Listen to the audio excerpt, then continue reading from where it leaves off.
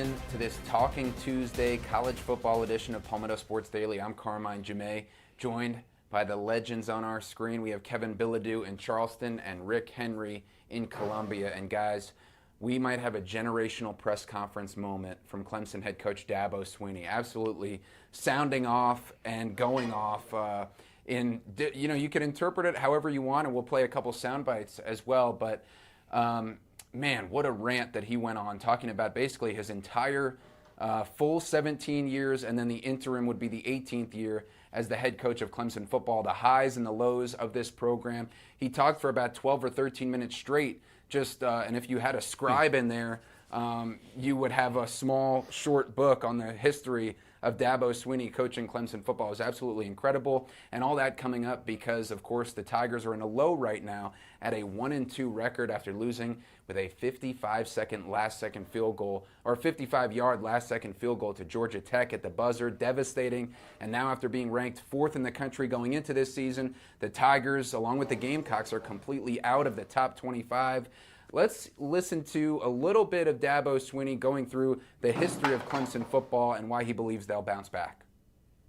What's so bad about our program? What's so bad about it? What's so bad about the worst season that we've had 14 years? How many programs in college football would sign up for one, and only once, 14 years of 9 wins? How many programs would sign up for that?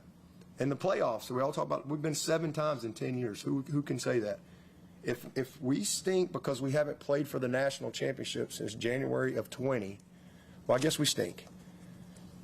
Or we haven't won it since January of 19. We haven't won the national championship. Well, then I guess we stink. But why are we held to a different standard from all these other teams out there who ain't ever won nothing? We're not perfect, and we may suck this year. We may lay a freaking egg and go 6-6, but I don't think so. And I know that's going to disappoint a lot of people, but I don't think so. All right? The reason we are, I think, the best program in college football is because we've always battled. We've always responded. We are not perfect. We've had some bad moments. We've had some bad little stretches. We've had some lows, and this is one of those. But we have a consistency, and we have a will to win and a fight and a program that is, to me, the model in all of college football. All right, guys. I mean, the favorite part of that soundbite for me has to be, I don't think so, with the hand gesture, almost like an and one from a ref in a football game, count the bucket.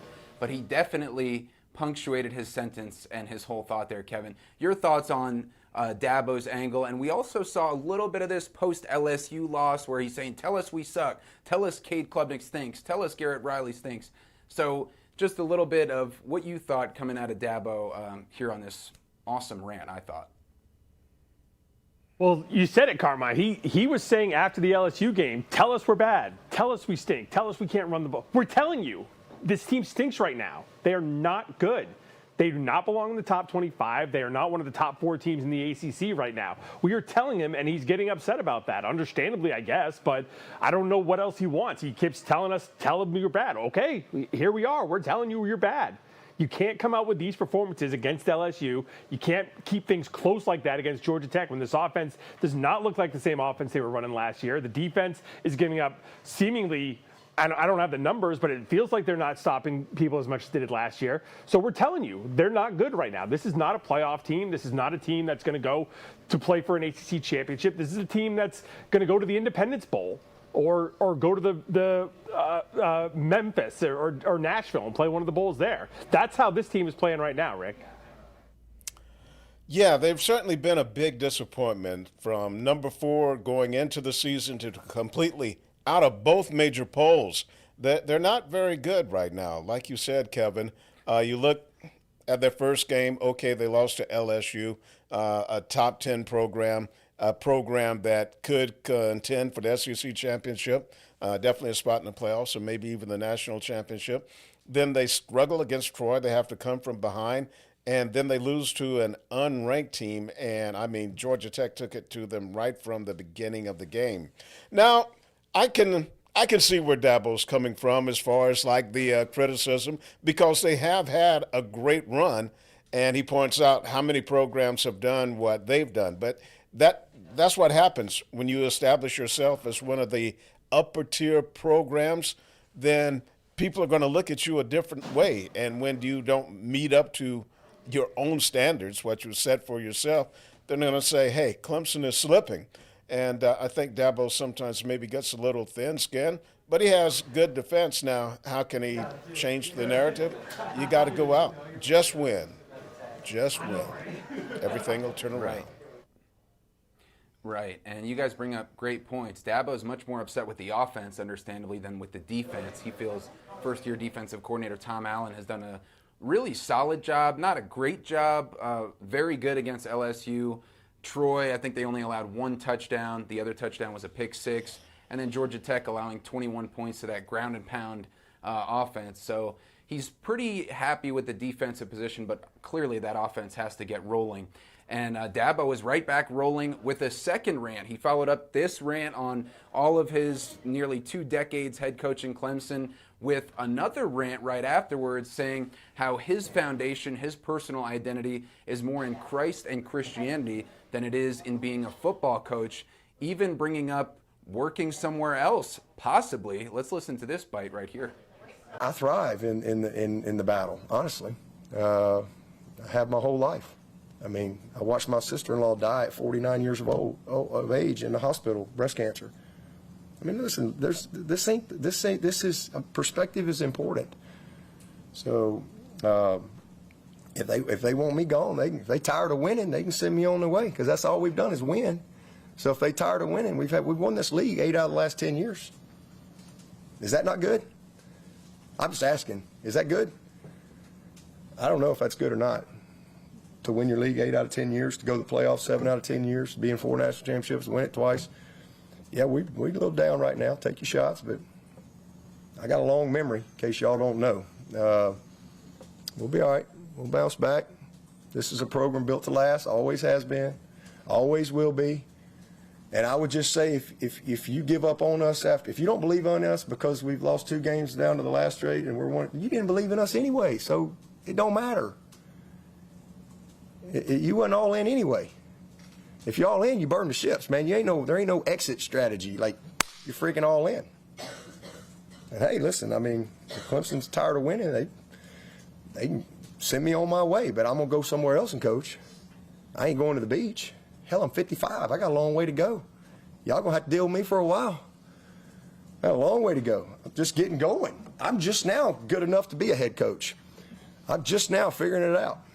So we'll be around a while. Let's hang in there.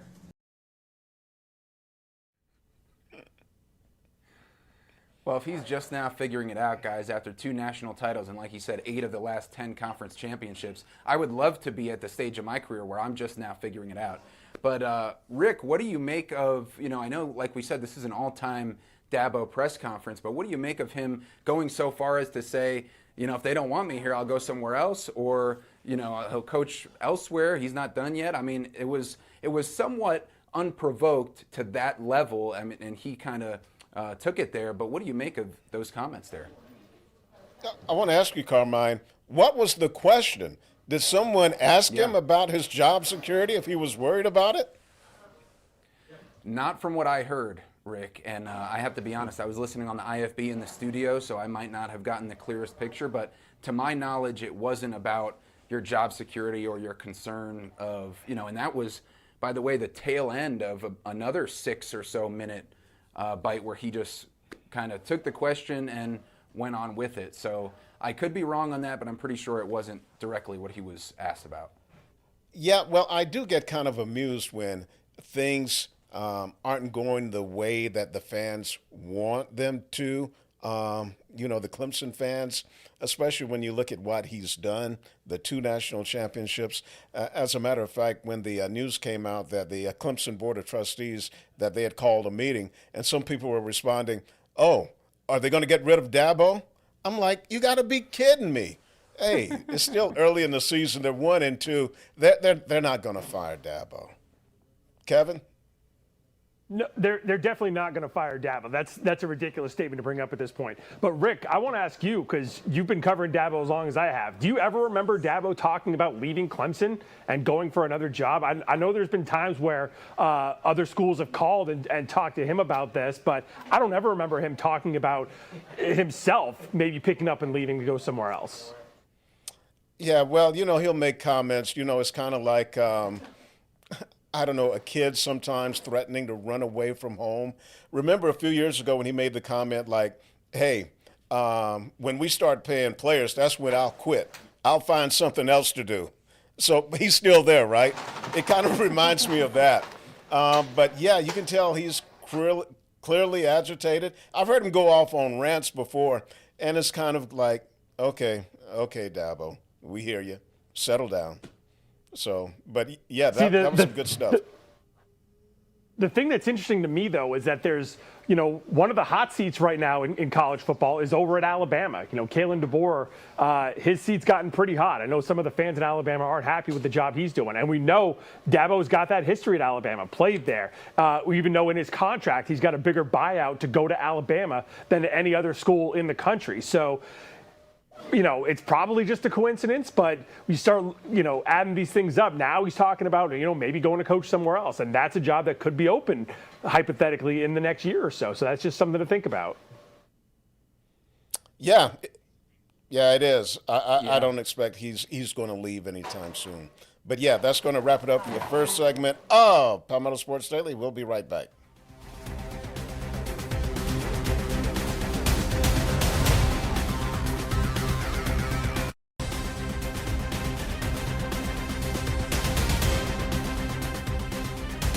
And welcome back to Palmetto Sports Daily. In our opening block, we talked about Clemson football and their struggles. They're 1-2.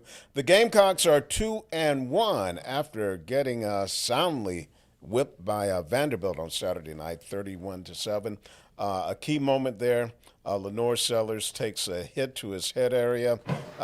We haven't received any clarification on if it's a concussion or what type injury.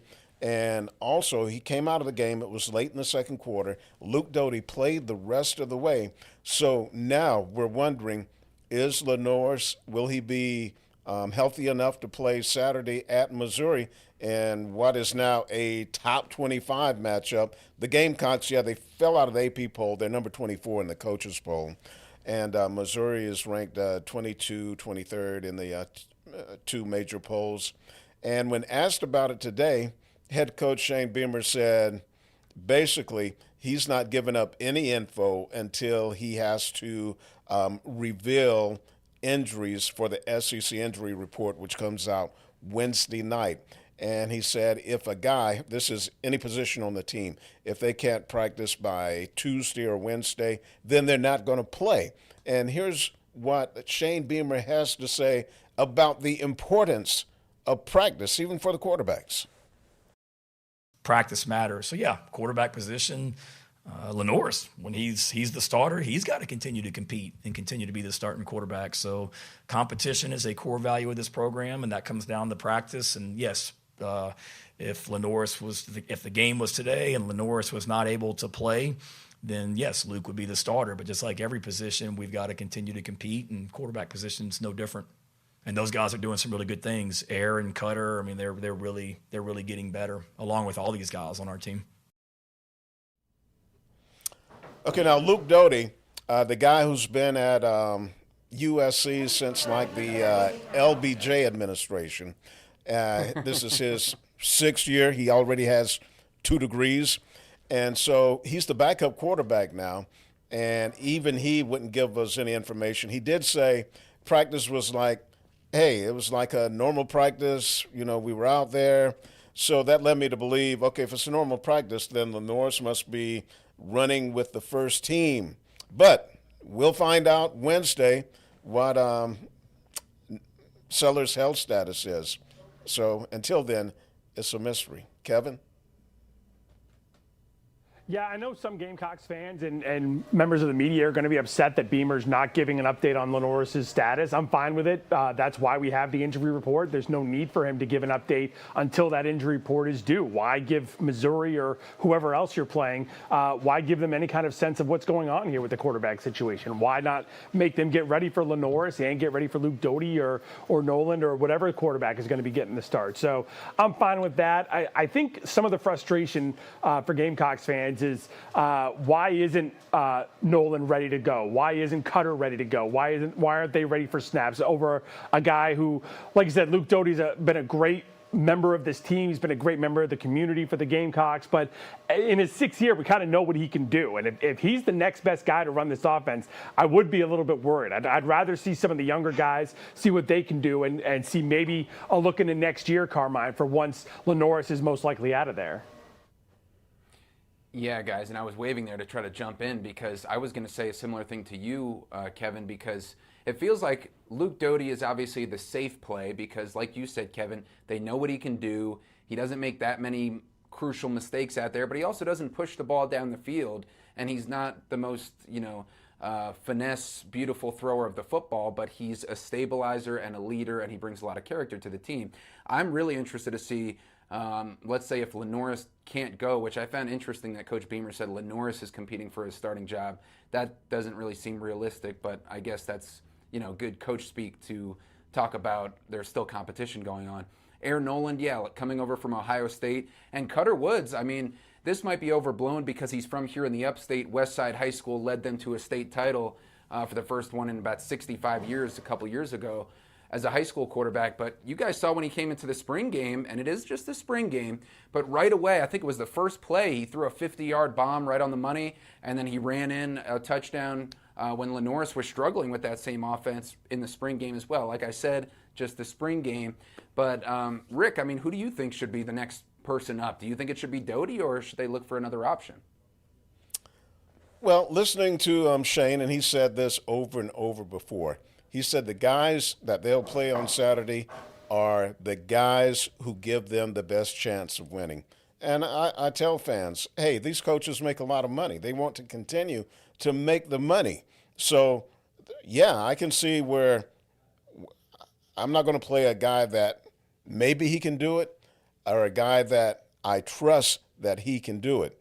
And Shane said, and Doty said too, hey, they run the same plays in practice. He runs the same plays that Lenoris runs. Now, he may not be able to do some things as well as Lenoris, and Lenoris, there may be some things in the package that he doesn't particularly care that much about.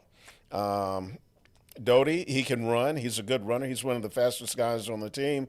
And the deep ball, not as accurate as Lenoris, but going into their first true road game, I'd rather have Luke at quarterback than a redshirt freshman in Aaron Nolan or a true freshman in Cutter Woods. Yeah, that's a fair point. So really it's just, but Kevin, what would you say to this argument of Luke Doty is playing it safe, or is that playing it smart? Because he doesn't have as high of a ceiling, I'd imagine, as some of the other Aaron Noland or Cutter Woods guys who could probably push the ball, like more talent on paper, but he does have the leadership, like Rick was saying, in the road environment, difficult SEC matchup. Where do you stand on that? I'd say safe and smart is probably together on this one. I think it is probably the safe move to play Doty. It's probably the smart move as well, because I would guess he knows that offense way better than Nolan and Cutter at this point. Even though the offense is a little bit different this year, he's been around the program for 6 years. He knows everyone probably better than the other two guys. So that's probably the smart play. It's definitely the safe play to go with Doty. It's not nearly as exciting or interesting as maybe throwing Nolan out there or throwing Cutter out there, because like I said, that's more of a look into the future, and that future could be coming quicker, depending on how bad this injury for Sellers is, and we definitely know it's almost certainly coming next year once Sellers is gone. Yeah, if things start to go sour, if Doty is really struggling at Missouri, then put one of the young guys in, see what they can do, and if it gets really bad, then you probably go with goodness, let's hope this isn't the case. But if Lenoris is done for the season at any point this year, and Doty isn't getting it done, then you got to go with one of the young guys because you have to get ready for 2026. And the one other thing, Rick, is you look at this schedule for South Carolina, things could snowball really, really quick. I mean, this has the potential to go downhill quickly with as tough as this schedule is. If you're Lenora Sellers and you've got this concussion, we're assuming it's a concussion. We don't know for sure right now. But if you get any kind of injury, at what point do you say, I'm going to be a top 5 draft pick? Do I really need to be out here getting my head taken off by Texas A&M and Alabama and Oklahoma? Or do I sit back and maybe protect myself and get ready for this top 5 pick? And that's something that he needs to start thinking about depending on how the next couple of weeks here go for South Carolina. Yeah, this is a really key game because in order for South Carolina to get where they think they can get, double-digit wins, make the playoffs, we thought, okay, they've got to go 5-0 these first 5 games, no less than 4-1. Okay, they lost to Vanderbilt, a team everyone expected them to win except Vanderbilt. And now you got Missouri. And after that, Kentucky. Yeah, they probably can beat Kentucky, but you lose to Missouri, then all of a sudden you're 3-2, and you still got to face LSU, Alabama, Oklahoma, Clemson, Texas A&M. Yeah, you're right, Kevin. It could snowball in a hurry. Yikes. That's not optimistic very much. I mean, but it is the truth, Rick. So where do you think, are you optimistic that the Gamecocks will finish this SEC schedule with a winning record? I mean, there's still a lot up in the air with Lenoris' health, of course. Ooh, yeah, but I'm optimistic that they can, but Lenoris has to be healthy, and they can't stub their toes against a team that they're going to be favored to beat or that they should beat. Because if they don't do that, then it'd be kind of tough to finish with a winning SEC record.